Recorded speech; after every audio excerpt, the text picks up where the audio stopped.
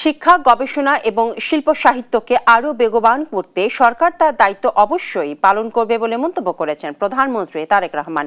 শিক্ষা, গবেষণা, শিল্প সাহিত্য চর্চাকে রাজনীতিকরণ করা সভ্য সমাজের পরিচায়ক নয় বলেও মনে করেন সরকার প্রধান। সকালে রাজধানীর ওসমানী স্মৃতি মিলনায়তনে গুণীজনদের হাতে ২১শে পদক ২০২৬ তুলে দিয়ে এসব কথা বলেন প্রধানমন্ত্রী। বিস্তারিত আরও জানাচ্ছেন সাইফুল রিপন।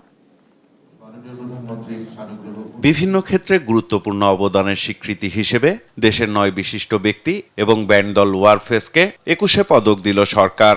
বৃহস্পতিবার সকালে ওসমানী স্মৃতি মিলনায়তনে মনোনীতদের হাতে পদক তুলে দেন প্রধানমন্ত্রী তারেক রহমান। অনুষ্ঠানে মন্ত্রিপরিষদ সচিবের পরিচালনায় স্ব ক্ষেত্রে নিজেদের ভূমিকা তুলে ধরার পাশাপাশি ২১শে পদকে মনোনীতদের একে একে পদক তুলে দেন প্রধানমন্ত্রী তারেক রহমান। এবার চলচ্চিত্রে বিশেষ অবদানে ২১শে পদক পান ফরিদা আক্তার ববিতা। চারুকলায় বিশেষ অবদানে ২১শে পদক পান আব্দুস সাত্তার। স্থাপত্যে বিশেষ অবদান রাখায় প্রধানমন্ত্রীর হাত থেকে ২১শে পদক গ্রহণ করেন মেরিনা তাবাসসুম। শিল্পকলায় মরণোত্তর পদক পান প্রয়াত সঙ্গীত শিল্পী আইয়ুব বাচ্চু। তার পক্ষ থেকে পদক গ্রহণ করেন আইয়ুব বাচ্চুর স্ত্রী ফেরদৌস আক্তার চন্দনা। সঙ্গীতে বিশেষ অবদানের জন্য ২১শে পদক পায় ব্যান্ড দল ওয়ারফেজ। সেই সঙ্গে নৃত্যে অর্থী আহমেদ আর লোকসংস্কৃতিতে অবদানে ২১শে পদক পান ইসলাম উদ্দিন পালাকার। সাংবাদিকতায় প্রবীণ সাংবাদিক শফিক রেহমান, শিক্ষা ও গবেষণায় অধ্যাপক মাহবুবুল আলম মজুমদার এবং ভাস্কর্যে বিশেষ অবদানের জন্য তেজস হালদার যশের হাতে ২১শে পদক তুলে দেন সরকার প্রধান। প্রধান অতিথির বক্তব্যে প্রধানমন্ত্রী তারেক রহমান বলেন, রাষ্ট্র সমাজে কীর্তিমান মানুষের সংখ্যা বাড়লে সমৃদ্ধি নৈতিকতার মানদণ্ডে রাষ্ট্র সমাজ তত বেশি আলোকিত হবে।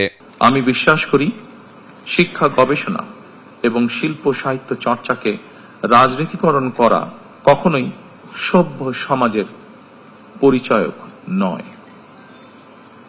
শিক্ষা, সাহিত্য, শিল্পকলা, বিজ্ঞান ও প্রযুক্তি অর্থাৎ জ্ঞান বিজ্ঞানে সব শাখায় যাতে দেশ এগিয়ে যেতে পারে, নৈতিক মানসম্পন্ন তেমন একটি উদার গণতান্ত্রিক রাষ্ট্র ব্যবস্থা প্রতিষ্ঠার লক্ষ্যে বর্তমান গণতান্ত্রিক সরকার অবশ্যই কাজ করবে।